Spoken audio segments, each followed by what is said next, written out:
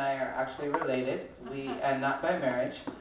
She's Jamaican. She doesn't look it. I know she has an Italian name, but you know, the Moors. Jamaicans believe that all Italians are black people anyway because of the Moors. So, close to the whole thing. So, we were separated at birth, and we have white Jamaicans though, so I don't want anybody to be confused. We have Chinese. We got everything in Jamaica, man. We are our own little tiny melting pot. But as a lesbian Jamaican voodoo priestess, Sarah Palin scared me. I'm gonna tell you why. And I know you guys think this is a joke, but here's the spooky part. This is some real shit. Now you know when Obama. I know we got a lot of Obama supporters in here. Let's hear the big O. Woo! All right. Now you remember when everybody got their panties in a bunch about Reverend Wright because he was saying some really intense shit at his pulpit, right? You know what I'm saying? And so people got all upset. Reverend Wright said, "God damn America." Whoa, it all went to hell in a handbasket. Now, Sarah Palin has her own pastoral problem though, but they're keeping this one on the down low. Absolutely. You've heard about it, right? I'm a witch. And for though I know we got a couple of witches in the room too, this broad is scary. About 8 months ago, I went on a tirade to all of my friends and my clients and whatnot. There were a series of American pastors and preachers in the Niger Delta. And they were convincing village members that the children were witches. And so they were convincing mothers and fathers and brothers and sisters to exile these children from the Niger Delta. While these cats were driving around in Mercedes, they were taking the money from this village. And when the story broke, the next day President Bush was having tea and coffee and whatnot with President Mugabe, which I thought, okay, this is kind of interesting. So I went on a tirade. Come to find out that we all know that Sarah Palin goes to church every Sunday and she's a Pentecostal. Come to find out that her pastor was one of them. He went to a village in Nigeria and ousted a woman. Now, Africa is the origination of all voodoo, of all religion, period. Like it, lump it, I don't give a shit, just check it out because I'm not lying to you. But that is the origination. He went and chased this woman out of this village. From where?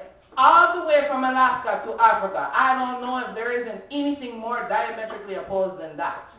And then he said that he laid hands, and Sarah Palin confirms this, laid hands on her and said she was going to be governor.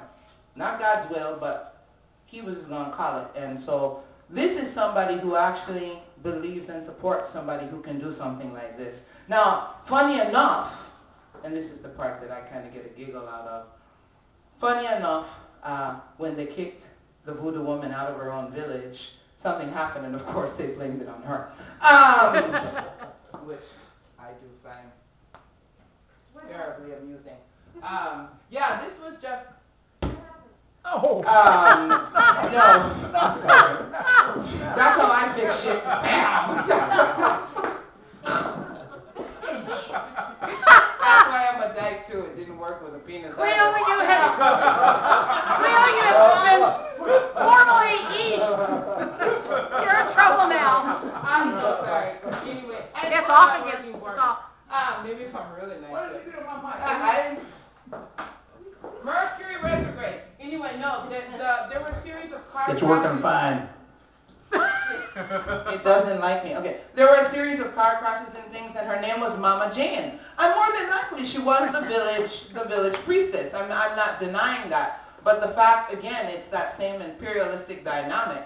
So for those of us that are witches, honey, Salem is getting ready to make a return if that woman gets into office, because with that kind of mentality, they start to chip away at those of us who believe differently, and that's not what this country was founded on. So while, you know, the media and comedians and people like myself are having a real fun time with the concept of how this woman is running for vice president, I don't get it, but because it is laughable, it really is, when you look at the reality of it. But that is very frightening to me, that she can endorse something like that, and that this individual can perceive that he can lay hands and she can buy it, and she becomes governor. So let's hope he hasn't laid his hands anywhere lately, because we're going to push all of that energy back. So, you know, from a political point of view, please, in light of and in spite of what this country is going through right now, this is our window. This is our opportunity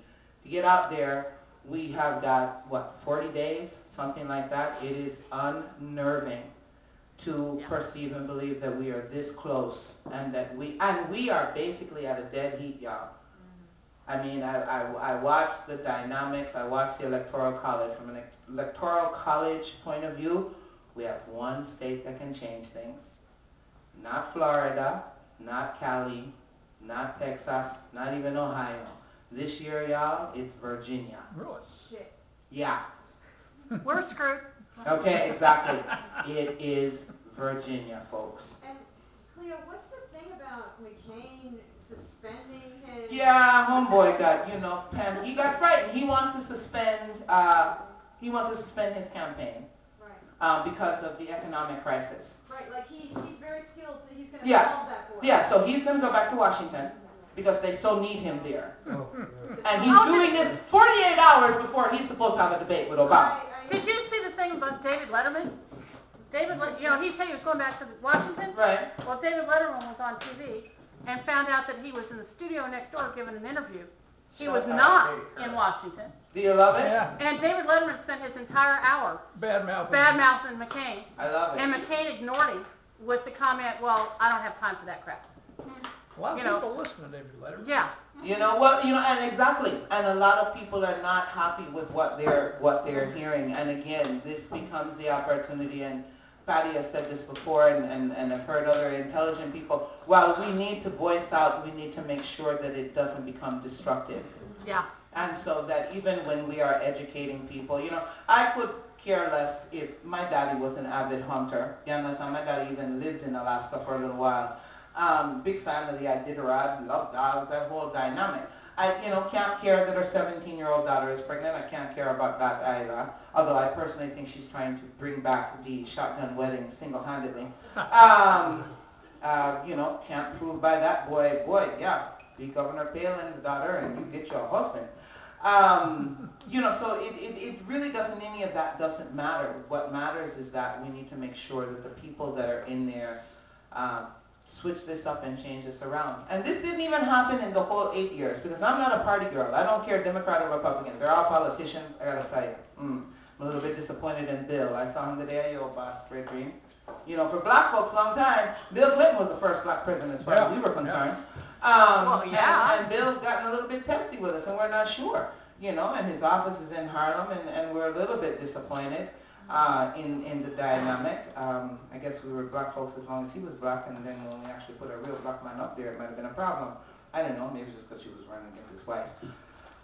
Women are very powerful creatures, and in ancient Africa, or ancient Africa, much different than, I was having a conversation with someone earlier today, women were revered. It was never about being a second-class citizen.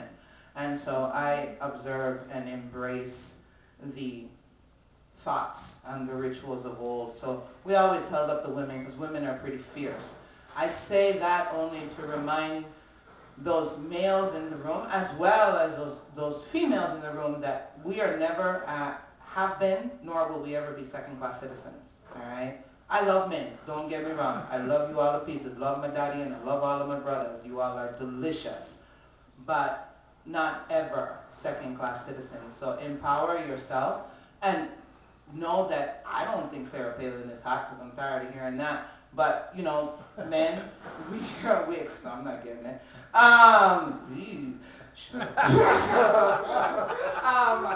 I swear her hair is an alive animal. Yeah, I mean, not what is really with sure that what hair? that is, right? It's like, But, we are intense and we are powerful, and nobody should ever underestimate what we can get done. Evidence Bill's mom. We can get so much done when we put our minds to it. So it's really important. They're courting the women very heavily. So again, to your friends, to your daughters that are of voting age, to your sisters, and to women that you work with, don't let anybody be so disparaged and so discouraged that they don't get out there and they exercise their vote. It so matters this time more than ever before. Having said all of that and given my soapbox, I'm going to get down off of it now. All right, and we love you. We still have to get our soapbox, right? Yeah, we keep trying. Patty says I'm gonna build a soapbox and we're gonna stand up on it because she's even better than I am. But we bid you all delicious peace for the rest of the weekend. Be safe, enjoy the cooler weather, and we love you all for coming out to support Patty at Lesbian's Coffee House. Mad love and easy journey. Give yourself a round of applause.